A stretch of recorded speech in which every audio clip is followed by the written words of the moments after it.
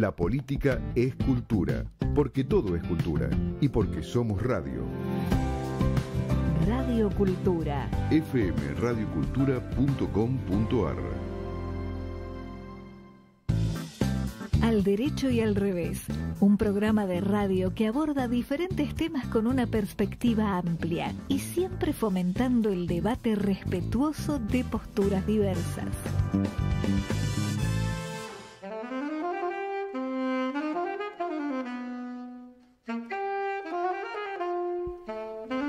Buenas tardes, ¿qué tal? ¿Cómo andan? Empezamos un programa, un nuevo Capicúa, Marta, de Al Derecho y al Revés. Ah, mira, no lo había registrado. 343, ¿te gustó? 343, lindo. Número. Un lindo número en un día especial por varios motivos. Es el Día de la Madre Tierra, por ejemplo, hoy, pero para nosotros es mucho más, digamos, vinculado con este programa, el Día Internacional del Libro, ¿verdad? Exactamente, sí. Hoy tenemos dos invitadas de lujo que tienen que ver con la cultura, con los libros, con la educación. Entonces, sí, mencionemos que el 23 de abril, en el año 1995, la UNESCO declaró ese día, o a partir de allí, todos los años, el 23 de abril, Día Internacional del Libro. ¿Y por qué? ¿Por qué? Porque coincide, mirá, qué increíble, coincide el año 1616 y hasta el día de la muerte de dos genios de la literatura universal, William Shakespeare y Cervantes. Así ¿no? es. Y Cervantes. Así es. Aunque algunos dicen que no fue exactamente el mismo día, 2 días antes, 2 días después, no importa, es lo mismo. No importa. El año 1616, así que, bueno, homenajeamos al libro. Tal cual. Y tenemos dos invitadas de lujo. Y sí, porque hoy hablamos de cultura, hablamos de educación, hablamos de libros. Mercedes Jones, ¿cómo te va? ¿Que andas por ahí? No te estamos escuchando. Ahora sí, dale. Sí, que estoy escuchando encantada porque todos nosotros somos grandes lectores, ¿no? Así que celebrar el libro en el día mañana, ¿no? El 23 de abril es maravilloso. Y lo tenemos que charlar justamente con nuestras dos invitadas. Las dos están muy vinculadas con la educación, con la tecnología, en el caso particular de la primera invitada que vas a presentar vos ahora. Y las dos son escritoras, por otra parte. Así que la presentás, por favor, a Melina Masnata. Sí, voy a dar una mínima información sobre Melina Masnata porque nos llevaría todo el programa a describir lo que ha hecho y estudiado. Melina, me parece interesante decir que nació en Chubut, en nuestra Patagonia Argentina, es emprendedora en temas de educación, tecnología y diversidad. Se recibió de magíster y especialista en tecnología educativa en la Universidad de Buenos Aires con diploma de honor y se especializa en creatividad, formación, empoderamiento de jóvenes y diversidad. Yo la conocí, nos estábamos acordando en la previa, hace mucho tiempo como fellow de Ashoka y como cofundadora de una organización sin fines de lucro que se llama Chicas en Tecnología. Y entonces querría, Melina, comenzar por aquí y preguntarte, ¿qué significa ser fellow de Ashoka y cómo describirías las tareas de Chicas en Tecnología? Bueno, muchas gracias. Primero, es un honor estar frente a personas que les interesa, trabajan y promueven esto que también es tecnología, que es el libro, como bien dijeron, y la radio. A veces nos olvidamos en todo lo que es digital, pensamos que solo es lo nuevo, lo contemporáneo. Y con respecto a Mercedes, la pregunta, gracias por la introducción y siempre es un placer reencontrarnos.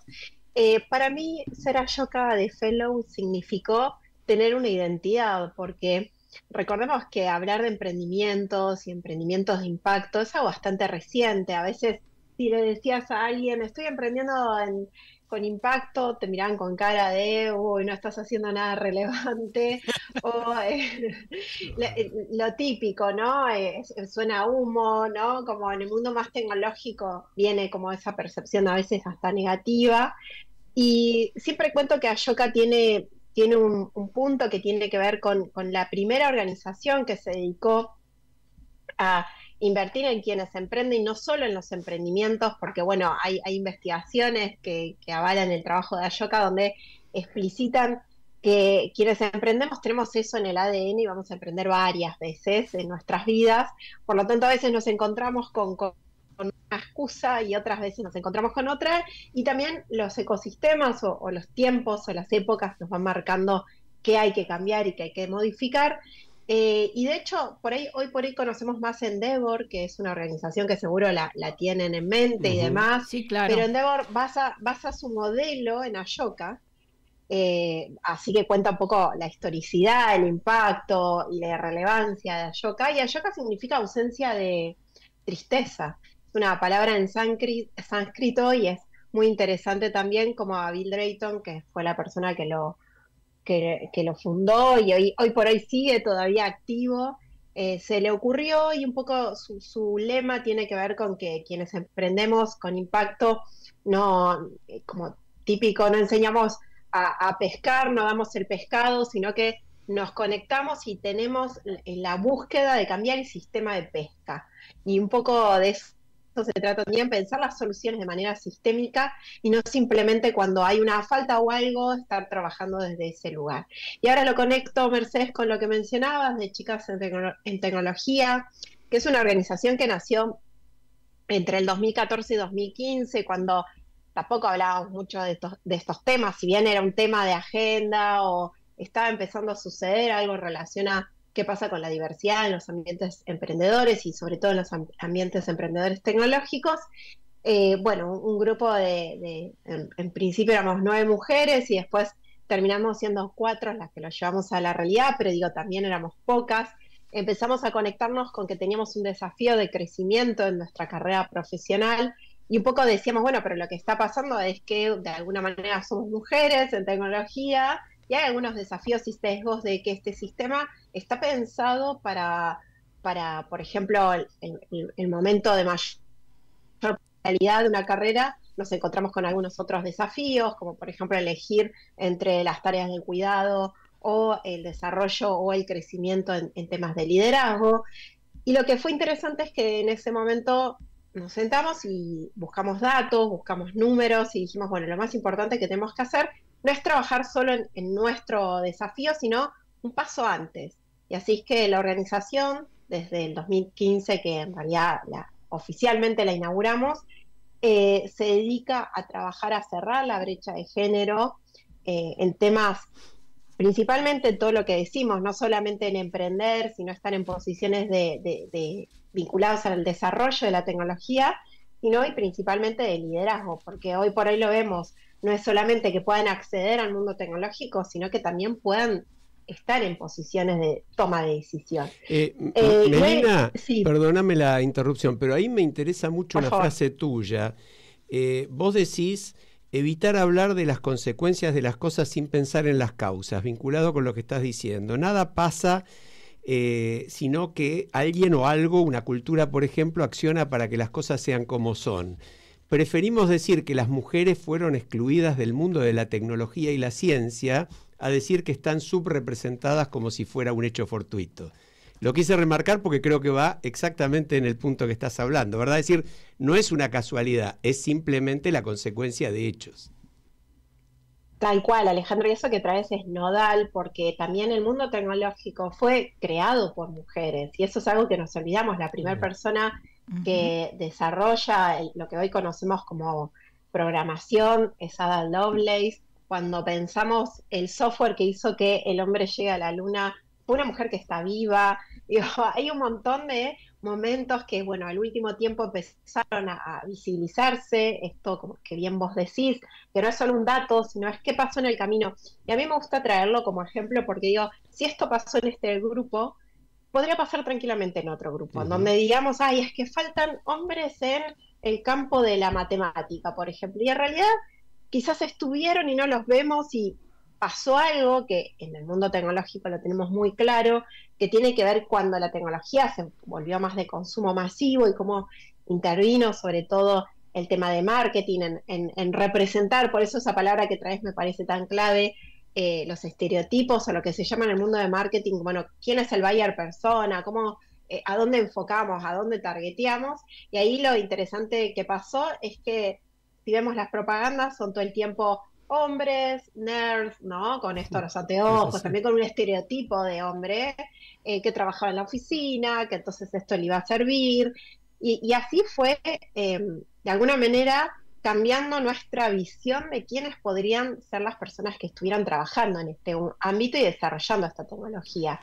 Lo interesante para mí es que es como un caso que tenemos que tener muy visible, sobre todo cuando la tecnología se acelera, como es hoy el mundo de la inteligencia artificial, donde parece que lo que vemos es lo cierto, lo dado, lo construido, lo acabado, y en realidad hay muchísimas cosas que tienen impacto social, hubieron decisiones a veces más asertivas, otras veces menos asertivas, y otras veces premeditadas, otras no tanto, y a veces como errores, ¿no? Que fueron sucediendo y que hoy estamos en estos desafíos de escala tan complejos. Melina, yo te quiero llevar a tu libro Educar en tiempos sintéticos, pasión por enseñar, deseo de aprender. Te quiero decir que lo estuve leyendo estos días, súper interesante. Nunca leí un libro con tantos signos de interrogación. Exacto. Pero te aseguro que cada uno de esos signos de interrogación me frenaba y me hacía pensar en las preguntas que vos vas lanzando.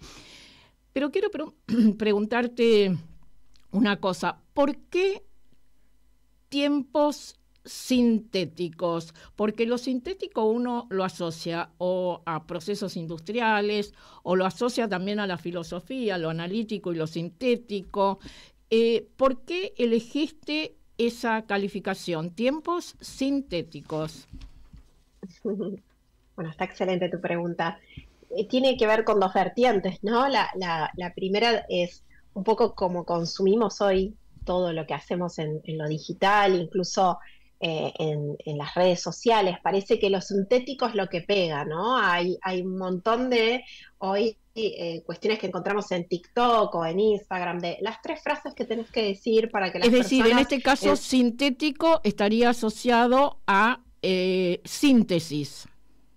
A una síntesis reduccionista que claro, tiene un desafío y un desafío grande, claro, porque es como de nuevo olvidarnos, el hashtag famoso, y también a lo que vos traés que tiene más que ver con lo orgánico versus lo que hoy ya no es orgánico y que está soportado por una tecnología, pero que a veces es invisible. Pensamos que de nuevo que tiene el mismo peso, la misma emocionalidad, la misma tesitura que si fuera orgánico. Entonces tiene ese doble juego y me parecía que además la idea de síntesis o de lo sintético estaba bien representado en relación a si hablábamos solo de inteligencia artificial. Probablemente en los próximos meses cambia la tecnología, iba a quedar bastante desafiado ese título, pero bueno, tiene que ver más con un momento de época, como vos decís, y recupero lo que mencionabas de las preguntas. Lo importante para mí es que son preguntas que nos hicimos con varias personas. Uno de mis desafíos y lo que buscaba para la construcción de este libro es que no fuéramos siempre las mismas personas hablando de esto, sino que escucháramos las voces de docentes, las voces de familias, las voces de quienes toman decisiones, incluso las empresas, que a veces cuando pensamos en el sistema educativo o en personas que son protagonistas, las vemos muy delimitadas de una u otra manera. Entonces, jugar un poco a esto y traer estas preguntas es la invitación a las próximas preguntas que se vienen y a las voces que traen esas preguntas. Y yo te voy a hacer otra pregunta, porque vos hablás de la tríada del sistema educativo, que es el que enseña, el que aprende y el saber, y el nexo entre información y conocimiento, es decir, lo que se produce, si esa tríada funciona bien, es el conocimiento. Y mi pregunta, porque es algo que me inquieta, es ¿qué pasa con los docentes en este momento? ¿Pueden enseñar algo que no han aprendido? Es una pregunta que vos también te haces. ¿Qué pasa con los niños que no pueden acceder a esto? Porque son muchísimos los que ni siquiera tienen una computadora. Últimamente se están robando las escuelas semanalmente cientos de computadoras. Los chicos quedan ahí sin posibilidades de acceder a la más mínima tecnología. Bueno, ¿cómo se vincula todo lo que vos decís con el sistema educativo actual? Bien, bueno, desafiante. La pregunta tiene dos niveles, dos capas, las voy a ordenar desde ese lugar, así me resulta más fácil. A ver, en relación a los docentes, lo interesante es que, de hecho, hay pocos datos, sobre todo los docentes en Latinoamérica, y mientras el libro estaba en impresión con otra organización, que también soy cofundadora, que es ENKI, que nos encargamos de trabajar en inteligencia artificial y docencia en Latinoamérica, hicimos una encuesta que llegamos a 19 países de Latinoamérica, a casi 13.000 docentes, y lo interesante es donde buscamos preguntarles qué les pasaba con la inteligencia artificial, ¿no? Porque parece que a la docencia, en general, cuando hablamos de innovación, de cambio, de transformación, viene esta mirada de no quieren, les aburre, y la realidad es que más de la mitad de los docentes respondieron que creen que la tecnología, y sobre todo la tecnología como inteligencia artificial, va a transformar positivamente las prácticas de tecnología, las prácticas docentes. De hecho, el 93% utiliza alguna tecnología para sus prácticas, ya sea para temas administrativos, para hacer consultas, en algo hoy la tecnología está, cosa que antes lo teníamos muy alejado, y ahí hay un punto un poco positivo desde el punto de vista de qué pasó en la pandemia, ¿no? Pero estamos hablando de adultos, y cuando hablamos de adultos también, y esto trae la encuesta que hicimos que se llama Enseñá tu voz, y ya pueden acceder si quieren, es libre y gratuito el informe. Lo de que detectamos es que se conectan desde sus celulares para todas estas prácticas. Y esto es interesante porque los celulares muchas veces los gobiernos piensan que a la hora de invertir en capacitación docente tienen que ir a invertir en infraestructura, que no es que está mal, pero digo, ¿por qué no mirar qué es lo que ya tenemos? Y entonces por ahí solo tenemos que pagar datos, porque los celulares ya están y están disponibles, o tenemos que pensar en una ecología tecnológica, como se suele decir en nuestra jerga tecnológica. Pero lo interesante de nuevo es que hay una apertura de los docentes a poder transformar sus prácticas con tecnología. Ahora, uno de los puntos que nos traen es ¿por qué entonces no lo están haciendo, no? Y ahí sí me parece que hay dos temas que les quiero compartir. El primero, aparece esta cuestión de, bueno, no sabemos los impactos, es una tecnología muy reciente, todavía no sabemos si esto tiene impacto o no y de qué manera. La otra cuestión que aparece es, no hay tiempo, pero el tiempo no es desde un lugar, no tengo tiempo porque quiero, no tengo tiempo para capacitarme, porque acá sí aparece otro dato y lo voy a conectar con lo que hablábamos anteriormente. La docencia es una profesión altamente feminizada, entonces mucho de lo que pasa con quien educa es que además tiene en su casa un montón de tareas, y el tiempo que tiene para dedicarle a la formación, si no es, como se llama, situada, así se llama en el mundo educativo, cuando te formás en las capacitaciones dentro del espacio educativo, es muy raro que se pueda dedicar desde este otro lugar, por lo menos de manera sistematizada. Sí aparecen muchos diciendo, sí, yo aprendo o hago acciones de aprendizaje con tecnología y lo hago en lo que se llama el commuting, ¿no? Como cuando voy de la escuela al trabajo, perdón, de la escuela a la casa y de la casa a la escuela. En ese momento, si estoy en un colectivo, si estoy en un subte, cuando voy viajando, es que me puedo conectar, aprender y desarrollar. Y esto no es menor porque a veces también inventamos o pensamos que tenemos que generar soluciones enormes, y quizás lo que tenemos que hacer son prácticas bien llevadas a estos minutos o momentos que estas personas le dedican a la formación, porque no tienen otro tiempo tampoco. Y por otro lado, sí hay una predisposición alta, pero, que acá les traigo este punto que quizás les interese, muchos nos decían, y cuando digo muchos es la gran mayoría, estaba en el tercer ranking de por qué no lo aplicaban, porque además estas herramientas no son gratuitas. Y este es un punto no menor. Las compañías de tecnología, cuando usamos, por ejemplo, ChatGPT, tenemos la versión gratuita, pero después hay otras versiones que son las Pro, o las que en realidad te dejan varias, lo que se llaman features, o varias formas de seguir trabajando, que ya van de $20 arriba. Entonces, estamos compitiendo con la tarjeta de crédito del docente o la docente, y eso también trae otros desafíos. Entonces, ahí traerles esa mirada sobre quién es esa persona que enseña y cuáles son sus intereses, pero también cuáles son sus posibilidades.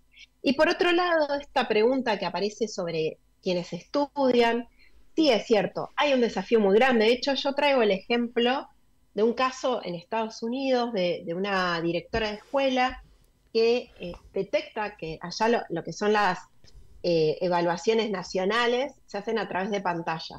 Entonces, ella en su escuela recibe mucha población que no tiene capacidad y acceso, y uno diría, bueno, pero estás en Estados Unidos. Y la realidad es que Internet no es accesible en todos lados. Estamos hablando de una escuela de Washington, D.C. Internet no es gratuito. Y como bien mencionabas, no están en todos los dispositivos, y no todas las personas tienen un acceso a un dispositivo, porque parecería que sí es algo súper accesible, y todo lo contrario. Entonces, esta directora detecta que las pruebas nacionales que se hacen en plataformas digitales, a esta escuela le estaba yendo mal porque sus estudiantes no tenían una computadora para probar lo que hacemos todas las personas, que es esto del drag and drop, de arrastrar, agarrar y arrastrar, de cargar, de trabajar y de estar familiarizados y familiarizadas con la tecnología, que eso es importante, porque más allá de aprender o no con tecnología, estoy acostumbrada a el entorno digital, a que si se cuelga la página, todas las cosas que decimos las personas, puede estar hoy rodando. Te agrego una inquietud más.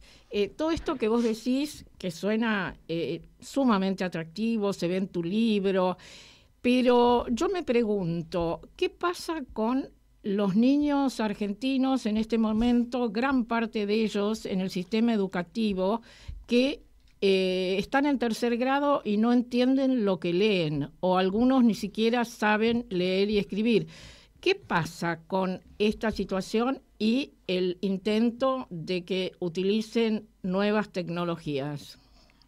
Bueno, ahí hay un desafío enorme, porque es verdad lo que se llama la alfabetización, y ahí podemos ver las definiciones, ¿no? Porque está la que es más funcional, que tiene que ver con que sé leer y entender y comprender, sé leer y sé reproducir. Hay un montón de definiciones que nos acompañan en esto, pero como bien decís, la comprensión y la fluidez lectora es uno de los grandes desafíos, porque es la base de cualquier tipo de desarrollo cognitivo y de lo que decimos en el mundo educativo, las funciones psicológicas superiores, como por ejemplo la abstracción, cuando incluso trabajamos en la imaginación, y un montón de herramientas y elementos que son necesarias para después hacer operaciones más complejas cognitivas, ¿no?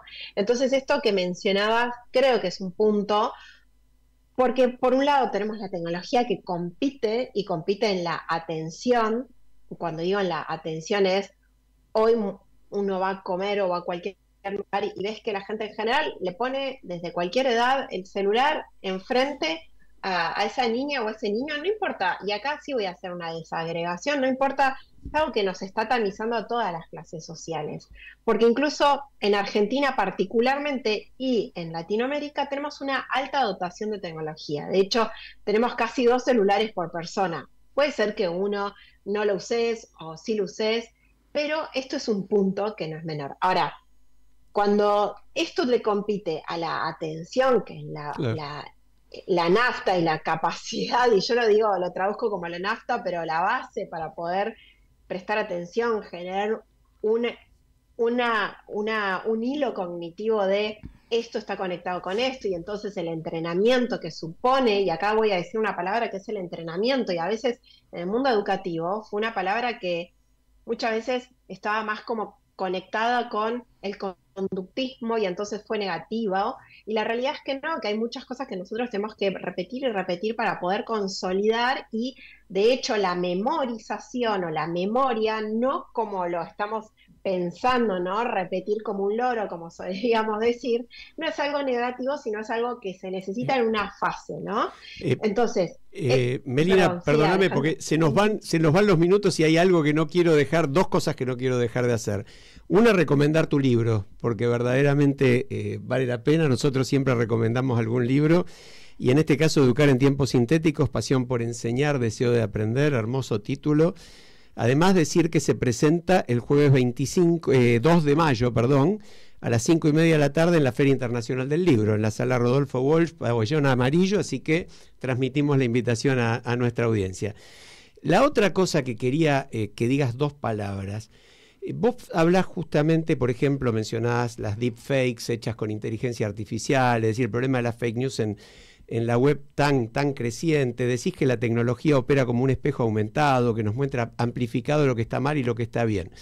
En estos días estuvo en la Argentina Eric Sabin, filósofo francés, que alerta sobre que el lenguaje estandarizado de la inteligencia artificial huele a muerte. Frase muy dura, pero que en esencia, y hay una nota muy interesante también en Infobae de hoy, que yo recomiendo a la audiencia que la busque sobre el tema, que plantea que se está haciendo realidad una profecía que parecía absurda en cuanto a que Internet cada vez más es un espacio diseñado por máquinas para el consumo, también de otras máquinas. Y que de alguna manera todo esto, por un lado, como decís vos, crece, se potencia y qué sé yo, en la llegada, en las posibilidades, pero por el otro lado se ha restringido el intercambio humano, y el crecimiento en perspectiva de la creación intelectual también es como que se viera comprometido. Sí, y yo agrego que él dice, porque también en La Nación salió un largo artículo y estuvo acá en dos lugares, y gente que pudo participar en ese encuentro dicen que estuvo fantástico. Él dice en una parte que vamos hacia un entorno donde no sabremos cuál es la verdad. Y, bueno, ya no lo sabemos, agrega, ¿no?, que esto es grave porque una sociedad no solo comparte principios, sino que también las referencias en común. Sí, acá lo voy a conectar, es una gran pregunta todo lo que... Sí, muy larga además. Muy largo, pero voy a tratar de conectarlo con el inicio. Voy a hacer un desafío cognitivo y ver cómo linkeo todos los puntos. El primer punto tiene que ver con lo que hablábamos al inicio de la diversidad. El desafío más grande que tenemos en los entornos digitales es que solemos conectar y hacer microcélulas, y la tecnología en sí, para captar más lo que se llama el engagement, trata de emularnos, traernos lo que escuchamos, lo que vemos, y esto tiene que ver como hasta una gentrificación y una polarización fuerte, porque la tecnología está concebida como algo binario, ¿no? Ceros y unos, si no, blanco-negro, como toda esa mirada que entonces es la forma más rápida de taguear y de darte... por ejemplo, Mercedes, yo ahora te voy a dar solo noticias en relación a, ¿no? Entonces, las personas pensamos, ay, me está escribiendo a mí, qué bueno, y nos vamos reduciendo en ese micromundo, microecosistema, y hay un problema grande que es la diversidad, que es los desafíos contemporáneos, si lo vemos, si levantamos la mirada, tienen que ver con los liderazgos. Sí. Hoy la humanidad está en tensión constante, conflictos constantes, desafiados por el liderazgo. Y el liderazgo y la diversidad tiene que ver con la interrelación. Es algo vivo, dinámico, que se pone en acción cuando podemos pensar con otras personas y podemos conversar y llegar a ámbitos más complejos. Para eso, y acá conecto con la otra pregunta de qué pasa cuando leemos y escribimos y no entendemos. Bueno, también hay un desafío grande que trae la tecnología, que en ese reduccionismo aparece como, bueno, por ahí podemos sortear la palabra y podemos ir a los videos. Y ahí aparece la posverdad, ¿no? Esto que antes decíamos, bueno, si está en un video tiene que ser verdadero. Y hoy hasta del video tenemos que dudar. De hecho, de lo único que podemos no dudar es del famoso vivo, como ahora. Es como, esto es lo más fidedigno que podríamos llegar a encontrar. Y creo, igual, y de nuevo lo conecto con las experiencias en las que estamos teniendo, es un buen momento para resignificar qué entendemos desde estos lugares. Y ahora sí quiero resignificar, y por ahí de palabras de cierre, el mundo educativo y el sistema educativo en particular tiene muchas cosas positivas, así como tiene un montón de otras cosas negativas, tiene por lo menos 2 variables que son inéditas, y por eso hoy llegamos a un ámbito donde podemos hasta tener inteligencia artificial, ¿no? El pensamiento se trabajó de una manera que pudimos crear y construir y desarrollar y imaginar escenarios de los que estamos viviendo, porque esto era lo que también podíamos imaginarnos y de alguna manera fuimos hacia allá, como sociedades y con consensos y desafíos y heterogeneidades, ¿no? Pero haciendo un reduccionismo para conectar con los objetivos. Y ahí creo que hay 2 puntos que no son menores, que el sistema educativo nos trae responsabilidad, que siempre hay un adulto, una organización, un sistema que responde cuando tenemos desafíos en relación a las corporaciones tecnológicas, es una entelequia. Si hay un caso de bullying en redes sociales, nadie se hace cargo, pero si pasa en el ámbito educativo, al menos la directora o el director, alguien va a decir algo. Y en relación también a los tiempos. El mundo de la educación celebra un encuentro diferente, y además de ese encuentro diferente, no es fast food. Los tiempos de aprendizaje son diferentes. Como los tiempos de la radio. Como los tiempos de la radio, sí. Como los tiempos de la radio, y ahí vamos cerrando. Tal cual. Pero bueno, les dejo esas 2 formas de pensar para pensar nuestras diversidades interrelaciones en ese punto. Vos sabés que hay un problema de respeto entre los miembros del equipo. Acá hay una costumbre histórica. La que siempre ignora los tiempos se llama Mercedes Jones. Y está desesperada por hacerte una pregunta. Y yo, que no tengo tiempo, le voy a dejar que en 10 segundos te haga una pregunta para que vos la contestes en 20. No, yo creo que lo que estaría bueno hacer es pensar en invitarla a Melina para otro programa, porque hay muchísimo para hablar y muchísimo respecto del futuro y de todo lo que está ella creando y generando.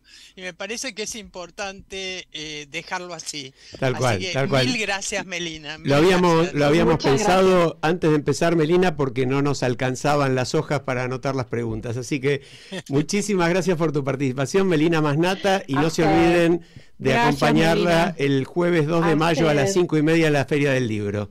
Gracias. Muchísimas gracias. Un honor estar en este espacio con preguntas y personas tan estimulantes como ustedes. Gracias por haberme leído, gracias por la invitación y espero la próxima. Así que ahí nos veremos. Nos vamos a ir a una pausa que tiene para nosotros un significado muy particular. Lo decimos cuando volvemos. Ya estamos con Cristina Mucci para conversar sobre Los 7 Locos, nada menos, el programa ícono de la cultura argentina y yo me atrevería a decir de buena parte de toda la cultura hispana. Ya volvemos. Cuando no haya nadie cerca o lejos, yo vengo a ofrecer mi corazón. Cuando los satélites no alcancen, yo vengo a ofrecer mi corazón. Y hablo de países y de esperanzas. Hablo por la vida, hablo por la nada. Y hablo de cambiar esta nuestra casa, de cambiarla por cambiarnos. ¿Quién dijo que todo está perdido? Yo vengo a ofrecer mi corazón. ¿Quién dijo que todo está perdido? ¿Quién dijo que todo está perdido? Decían queridos artistas populares homenajeando a los médicos del Clínicas en la pandemia. Esta es la versión. Y hoy, cuando de alguna manera está en juego la universidad pública, la educación pública, quisimos justamente hacer la pausa con este tema. Y seguimos hablando nada menos que de cultura, de educación, de literatura. No conocemos países que hayan ido hacia adelante sin esto. Cristina Mucci es un símbolo verdaderamente, abogada, escritora, periodista cultural, columnista de libros, editora. Bueno, es tan larga la trayectoria que solamente mencionar los 4 Martín Fierros de Los 7 Locos, la distinción especial a su trayectoria, los diversos premios, Cortázar de la Cámara del Libro, Leonardo del Museo Nacional de Bellas Artes, qué sé yo, si yo a ustedes les digo Estuvieron con Vargas Llosa, Carlos Fuentes, Augusto Roabasto, Fernando Sabater, Mario Benedetti, José Saramago, y apenas empecé, Pérez Reverte, Ray Bradbury, P.D. James, Goiti Solo, Poniatowska. La literatura del mundo ha pasado por Los Siete Locos y de alguna manera a través de Cristina Mucci, hasta que a algún genio de estos que siempre tenemos en la Argentina se le ocurrió que después de 36, 37 años... Ya está, no va más. Ya está, no, así nomás, ¿no? Buenas noches. Yo lo que quiero destacar es la reacción inmediata de gente de la cultura. Son las cosas que nosotros tenemos que valorar, y ya lo vamos a hablar con Cristina, que... de un día para otro, de horas, se armó un grupo enorme, se redactó una carta, se presentó, los medios se hicieron eco. Yo voy a leer solo 2 párrafos de esa carta. Los Siete Locos es el programa cultural pionero de la televisión argentina y un caso único de permanencia en todos los países de habla hispana, dedicado a la promoción y difusión del libro, a la actividad cultural y al debate plural, ideado, producido y conducido por Cristina Mucci. Durante sus 36 temporadas en el aire, ha recibido a las principales figuras de la cultura, lo que vos mencionabas, cultura argentina, y los más importantes escritores y escritoras del exterior. Desde 1987, Los Siete Locos ha obtenido numerosos premios en Argentina y en el exterior. Sin embargo, la más importante distinción es haber promovido la lectura en todo el territorio argentino. Este es el comienzo de la carta que firmaron. ¿Cuántas personas? Bueno, yo te quiero decir que acá hay 3 que hemos firmado, pero... muchísimos más. Pero cualquier cantidad, y siguen llegando firmas, porque se abrió. Yo no sé quién la escribió la carta, yo la verdad que no sé, pero lo han hecho con un amor y una dedicación, y enseguida salió esta respuesta y los medios la tomaron. A mí, para que un programa dure tanto, te tiene que sostener mucha gente, si no es imposible en la Argentina. Sí. Yo te quiero llevar al comienzo del programa, que es en 1987. En 1988 inauguramos o reinauguramos Clásica y Moderna con los queridísimos Natu y Paco Poblet. Vos estabas allí también de manera continua. De hecho, el día de la inauguración no pudiste ir porque nació tu hija, Violeta. Así fue, el 25 de mayo del 88. Exacto. Y quiero que nos cuentes cómo Clásica y Moderna te sirvió, te ayudó, y vos ayudaste a Clásica y Moderna en la interrelación con esta gente de la cultura maravillosa que Alejandro mencionó. Sin duda, esa fue una época, bueno, la compartimos, fue una época fabulosa, todo el retorno a la democracia, y bueno, qué sé yo tengo recuerdos, es única esa época realmente. Y con Clásica y Moderna vos sabés que el vínculo era muy estrecho, y iba y venía. Nació mi hija ese día, y después a la mañana siguiente yo estaba en el sanatorio, se abre la puerta, entra Natu Poblet, se tiró en mi cama porque yo estaba sentada en un sillón que tenía y se durmió. Dormida ahí. Así eran las cosas. Y sí, nos alimentamos mutuamente. Yo antes del programa hacía una columna y llevaba la página de cultura en el diario de Timerman, en La Razón. Y ya desde ahí nos potenciábamos, ¿no? Yo cubría todo lo que pasaba y bueno. Ahora, Cristina, contale un poco a la audiencia, ¿qué sentís vos que pasó, si es que le encontrás alguna razón, después de tantos años, de tanto prestigio, de tantos premios y de tanto valor aportado a la cultura? ¿A quién se le ocurre sacar un programa así del aire? Es que no sacaron el programa, cerraron el canal directamente, sacaron todos los programas. Este es uno más, pero cerraron. En este momento todo lo que pasan son repeticiones. También Los Siete Locos lo pasan, eso confunde. Hay gente que dice, ¿cómo? Entonces volvió. No, son repeticiones que están saliendo. El canal está cerrado. Solamente hay 2 emisiones por día del noticiero. Y nada más. Todo lo demás son repeticiones. ¿A dónde conduce? No sé, por ahí lo terminan. Ahora en la ley ómnibus figura la venta del canal. Supongo que estarán esperando la ley ómnibus para ponerlo en venta, yo no lo sé. Pero a vos nadie te anticipó nada. A mí nunca me llamaron, yo no tuve el menor contacto nunca.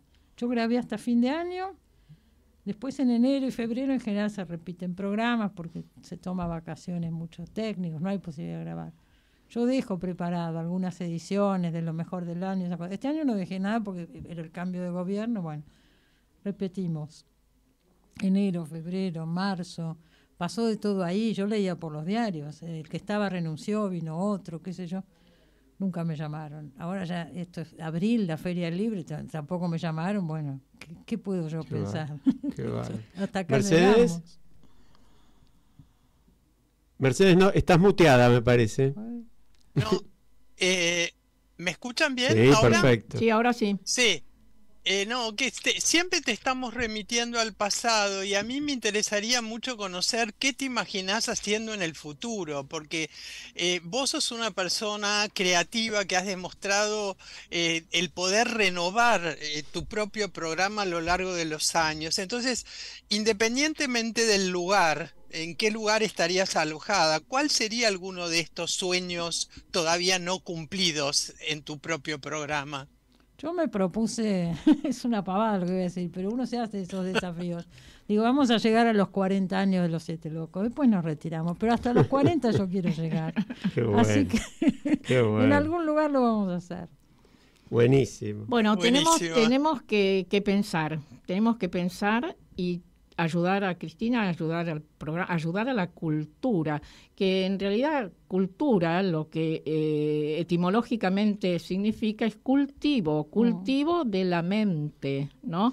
Bueno, y si algún oyente tiene alguna propuesta interesante para hacer, dónde continuar con el programa, cómo, bienvenidas las sugerencias. Sí.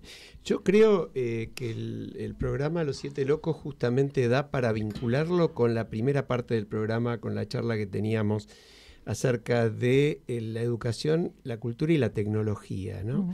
Es decir, la tecnología puede ser una herramienta poderosísima para difundir, pero a mí me preocupa mucho, y Los Siete Locos en ese sentido es un muy claro ejemplo. ¿Qué pasaría si todas estas glorias de la literatura universal que vos pudiste entrevistar se hubieran dedicado a ver qué pasa en Internet, a tomar lo que genera la inteligencia artificial? Porque hay un tema conceptual que un poco lo que hablábamos de este filósofo francés, de Eric Sadin, que a mí me hizo pensar y me tiene muy movilizado estas últimas 24 o 36 horas desde que empezamos a hablar de esto nosotros, y es: la inteligencia artificial no piensa hacia adelante, no va a construir cosas nuevas que hoy no tenemos. En todo caso, va a tomar todo lo que ya hicimos. No tiene No lo imaginación, sé. no tiene Claro, imaginación. Por ahora, por ahí después tengo. Bueno, pero vos por ahora no tiene imaginación, que es una de las fundamental. cualidades, privilegios que tenemos las personas, ¿no? Claro, yo digo, un Vargas Llosa va a surgir de la inteligencia artificial. Es muy difícil, por lo menos no hasta se ve, ahora ¿no? no se ve, es de una pobreza. No pasó. Por ahora Pero no. vos ves las Claro. traducciones, por ejemplo, que son automáticas, son de una pobreza brutal, Espantoso. palabra por palabra. Entonces, no. Pero vos tenés eso sería muy interesante que le cuentes a la audiencia algo, porque seguro que en Los Siete Locos han hablado de esto. La traducción en sí mismo es un género literario. Por supuesto. ¿No? Y hay extraordinarios Traductores. autores que se han dedicado también a la traducción. Traductores que son autores, digo, ¿no? Por supuesto. También los traductores dicen, a veces, a mí me lo han dicho en el programa, que los mejores traductores no son los autores, los grandes autores, Cortázar, Borges, Ajá. porque son tan buenos que lo resignifican el texto, lo tocan demasiado. Claro, claro. Lo quieren mejorar. Bueno, qué sé yo, son temas que sí, a mí me encantan. Y hemos discutido tantas cosas y uno se pone a pensar, ¿no? A son ver, espacios que se contanos quieran. cosas que te vienen, digamos, Qué sé momentos yo, especiales. Este de la traducción me vino porque lo dijiste, van surgiendo así en las charlas. El sentido de los escritores, por ejemplo, yo estuve trabajando ahora en el verano porque se va a reeditar un libro que yo había hecho y lo quería actualizar, sobre la relación entre escritores y poder, ¿no? Que es un tema, es un gran tema. Y yo me puse a escuchar algunas cosas, programas que hicimos dedicados a esos temas, y encontré unas frases por ahí, tan fabulosas.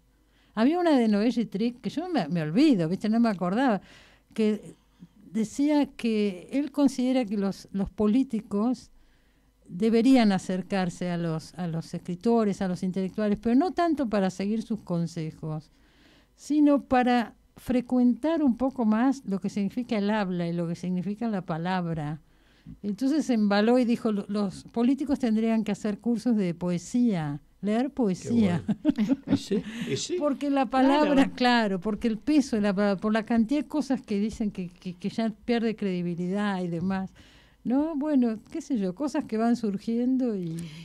Aquí desde el programa trabajamos mucho el tema de la palabra, porque nos involucra, nos atrae a quienes hacemos este programa, y también hacemos mención a los políticos que ni siquiera saben hablar, ¿no? A veces es cuestión de escuchar intervenciones en ámbitos legislativos y lo que les cuesta armar una frase. Hay un político muy conocido que incluso no voy a dar el nombre, pero fue presidente, y él dijo que no podía leer más de un libro por año. Por lo menos lo dijo, lo reconoció.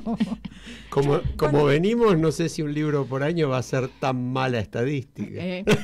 Claro, veamos cómo sigue esto.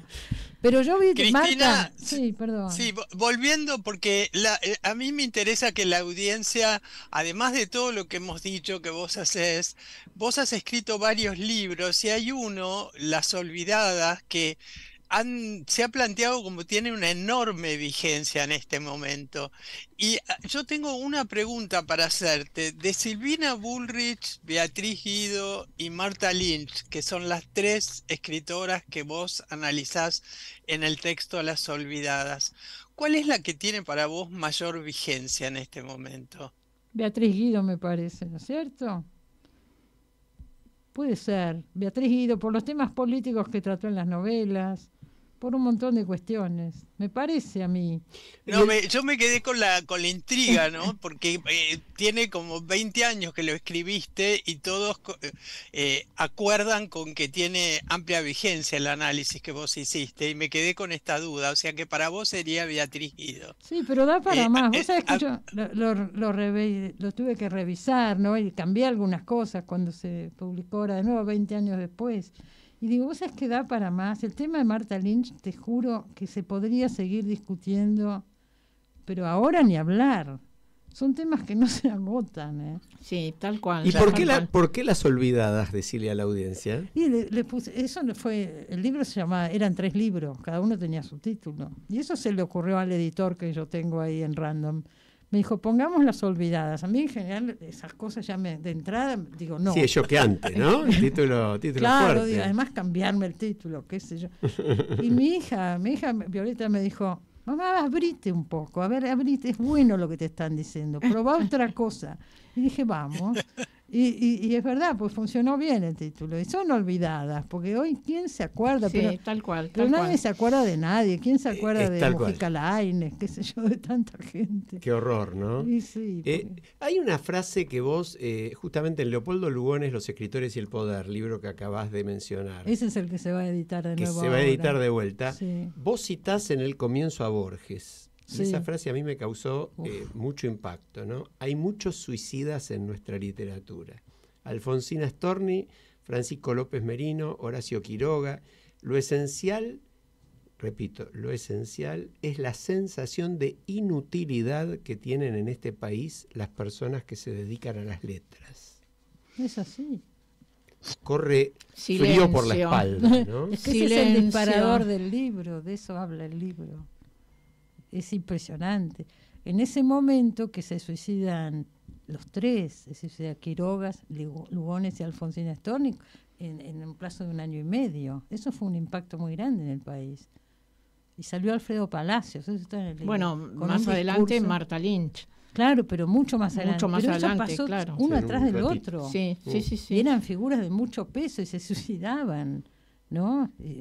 Causó un impacto enorme. No, bueno, Pizarnik también se suicidó, Sí, tenemos varios. Sí. Ahora, vos no ves ahí una cierta contradicción entre esta frase, que además Borges, bueno, era Borges, ¿no? Es un poema a cada renglón, pero una cierta contradicción entre ese dolor, ese planteo de sensación de inutilidad de los que se dedican a las letras, con, por ejemplo, el resurgimiento, para mí impresionante, de la literatura argentina post-dictadura, con autores con enorme prestigio internacional. Ujú. Bueno, una de ellas, la hija de una de las columnistas de las integrantes de este programa, el caso de Mercedes, Agustina Bastarrica, sos la nada mamá. menos. Son parecidas. Pero se me ocurre Sí. Guillermo Martínez, se me ocurren, qué sé yo, Muchos, sí, profusión cómo no. de escritores Sí, de muy buenos. 40, 50 años que hoy siguen siendo muy, muy destacados a nivel mundial, Y ¿no? con estilos muy impactantes. El caso de Y diversos. Agustina,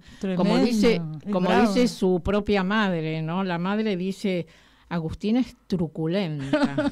Ella le gusta que le digan eso, Agustín. Claro, claro. Sí, tal cual. Hay muy buenos escritores acá, pero es verdad, les cuesta vivir de sus libros, les Claro. cuesta llegar afuera, les cuesta un montón de cosas. Las tiradas son cada vez más chicas de libros, es la verdad. No se lee demasiada literatura argentina. Tiene mucho prestigio, pero no pasa del prestigio. Es muy complicado. Ahora, ¿cómo hacemos?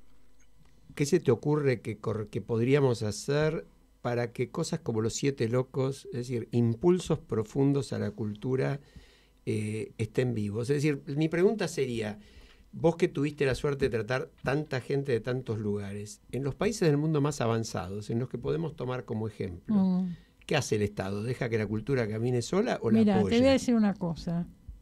Yo, antes de hablar de esto, les diría que miren qué hacen las democracias más avanzadas. Todas tienen televisión pública. No es para preguntarse por qué la bancan, por qué la Tal cual. tienen. La tienen todos. Entonces, en vez de cerrar, hay mucho que mejorar, sí, no me cabe duda. Ujú. Mejoremos, pero no cerremos. Lo que se cierra no se abre más acá. Es tremendo. Lo del Instituto de Cine, todos esos lugares, instituciones culturales, mejorémoslas. Hay realmente hay muchísimo que mejorar. Yo pienso hay muchísimo. No tienen que tener uso político, por ejemplo. Hay que separarlos de la política partidaria antes que nada. Eso Bueno, un no modelo BBC, ponele. pero por supuesto, bueno, Claro. la BBC es el modelo, El modelo. Claro, internacional, claro. es un gran modelo, pero todos tienen, España, Francia, Italia, acá, Uruguay, Chile, qué sé yo. ¿Por qué será que las tienen? ¿Por qué cerrar? Sí, como decís vos, ¿no? España, pero también Uruguay, Chile, ¿no? Pero claro que lo tienen. Estamos- Tienen conflictos, siempre está esa cosa hasta dónde el Estado, lo privado, la publicidad, pero está la discusión, pero las mantienen, las tienen ahí y les dedican un presupuesto. Sí, también uno se Y vos pregunta... pensás, Dale, Marcelo. Cristina, sí, no, vos pensás esto de que lo que se cierra no se abre, vos tenés esa percepción Y en la de Argentina, lo que... como viene, viste, venimos en un proceso de decadencia que es difícil pensar, qué sé yo, las grandes instituciones, que acá se habló de cerrar, el Fondo de las Artes, tienen muchísimos años, fueron fundadas en épocas más gloriosas del país, digamos, entonces es muy difícil que se vuelvan a abrir. Que no se cierren, que no Bueno, se achiquen, ¿no? el tema de la Feria del Libro que se inaugura dentro de Claro, unos días, tal que cual, tal cual. no hay participación oficial Público. como Exacto. ha Primera habido- vez en la historia. El como stand ha habido enorme que tiene en la otros- Secretaría en de otras Cultura de la Nación. oportunidades, No, sí. no va a estar eso, no va a estar ese stand. Dijeron que no había plata para esto. Y bueno, No hay plata para leer, ¿no? no hay plata, no hay plata sé. para prender la luz en Claro, las pero universidades. para otras cosas tampoco. vos ves que hay plata. Entonces, sí, a ver, pongámonos. Para de acuerdo. que el señor dueño de una de las más grandes compañías de tabaco de la Argentina no pague impuestos, parece Por que hay ejemplo, plata. hay Para plata, Tierra del sí. Fuego Claro, hay Tierra del plata. Fuego, te enterás de tantas cosas. digo. Cristina, porque estamos también ahí con los tiempos, vas a estar en la Feria del Libro, vas a Voy a participar en alguna actividad, ¿por qué no nos contás? Bueno, hicieron una cosa que me da medio vergüenza, pero sí, un acto de desagravio organizó la Ah, feria. Pero, bueno. qué lindo, hay que ir. El sábado, sí, va a haber mucha gente, pero no por el acto de desagravio. Es el día que la feria es gratis. El sábado, el primer sábado, se llena, pero de una manera, así que no es por nosotros. Pero además va a estar el acto de desagravio, digo nosotros porque a Quiroga también, abarca también el programa de Osvaldo Quiroga. Y bueno, eso lo vamos a hacer el sábado que viene, a las 8:30. Si quieren ir, si se Este animan. sábado que viene. El primer sábado de la feria, que es la feria inaugura el jueves. Claro. Ujú. Y bueno. ¿Y en qué va a consistir? ¿Qué va a ser? No tengo muy claro, lo organizaron ellos. Yo les dije que iba, no sé lo que va a pasar. Lo van a hacer el acto donde estaba el stand de la televisión pública, que estaba de toda la vida y ahora tampoco está más. Bueno, ahí van a poner unas sillas, no sé, y vamos a hacer el acto de desagravio. A mí lo que me llama mucho la atención, espero que realmente desde el punto de vista cultural esto no pase, digamos, no tenga un apoyo social importante, es la mezcla entre algunas cosas que están mal y a raíz de esas cosas que se rescatan como que están mal, la destrucción de todo lo que está alrededor. ¿Sí? Por ejemplo, uno puede decir, se ha abusado en las universidades de fideicomisos, de organizaciones para manejar plata sin rendir cuentas. Sin ninguna duda que sí. Se ha abusado de la televisión pública con mucho más empleados que los que tendría que tener, con programas que no tenían sentido, pero sin ninguna duda que sí. ¿Por qué no se investiga? ¿Por qué no se analiza? ¿Por qué no se denuncia? ¿Por qué no se juzga? Pero como dice Cristina Mucci, ¿a quién se le ocurre que esto significa cerrar la televisión pública? Claro, sí, es más fácil, es mucho más fácil cerrar que hacer una depuración en serio. Tantísimas veces hemos hablado desde acá, siguiendo las enseñanzas de nuestro querido Oscar Oslak, que habla de la reconversión del Estado, la importancia del Estado. Y no porque sea demasiado grande o demasiado chico, hay estados que son chicos y funcionan muy bien o muy mal, hay estados que son grandes y funcionan muy bien o muy mal. El tema es que nuestro estado es deforme, y en esa deformidad ocurren estas cosas. Bueno, esto hay, qué sé yo, hay 20 personas que no funcionan, en lugar de lo cerramos totalmente, porque y se quita un servicio que el Estado debe seguir brindando, ¿no? Y es como dos caras de la misma moneda, ¿no? Es el bandazo típico de la Argentina, para un lado y para el otro. Es desalentador, es cansador. Es cansador, pero al mismo tiempo, yo creo que como decía un poco el tema de la pausa musical, ofrezcamos nuestros corazones y acompañemos, porque es una historia riquísima la de la cultura argentina. Para nosotros es un privilegio, Cristina, tenerte con nosotros. Pero gracias. Realmente... Pero es verdad que tenemos una tradición cultural impresionante en la Argentina, impresionante. Y hay que luchar para no perderla. Sí, hay que sostenerla y hacerla florecer, como dice Marta. Sí, o sea, tengamos esperanza. No solo en literatura, sino en artes plásticas, en la cultura en general. La cultura en general, música, teatro. Bueno, nos estamos yendo con la satisfacción de un programa con fuerza, lindo. Un abrazo para todos, hasta la semana que viene. Nos vamos con el Nano Serrat, como siempre.